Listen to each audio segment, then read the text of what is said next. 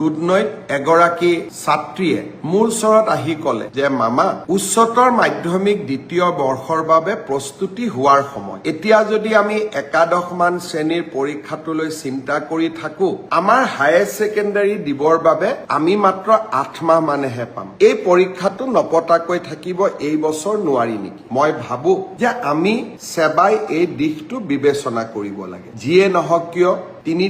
দুখন বা তিনিখন প্ৰশ্নৰ কাকত বাকি ৰৈ গৈছে আৰু পৰীক্ষাটো যদি এপ্ৰিলৰ শেষত বা মেত আমি অনুষ্ঠিত কৰো লৰা ছোৱালী বিলাকো টেনচনত থাকিব আৰু তেওঁলোকে দ্বাদশ মান শ্ৰেণীৰ বাবে নিজক প্ৰস্তুতিও কৰিব নোৱাৰিব মই ভাবো যে একাদশৰ পৰা দ্বাদশ শ্ৰেণীৰ পৰীক্ষাটো যিহেতু পাছ আৰু ফেল নাই সেইবাবে সেবাই এই বছৰ বাকি ৰৈ যোৱা প্ৰশ্ন কাকতখিনিৰ ওপৰত পৰীক্ষা নাপাতিলেও হ'ব মই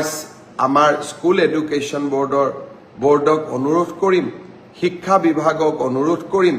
বিষয়টো যাতে আকৌ এবাৰ বিবেচনা কৰে ছাত্ৰ ছাত্ৰীসকলক টেনচনৰ পৰা আমি যাতে মুক্ত কৰি দিওঁ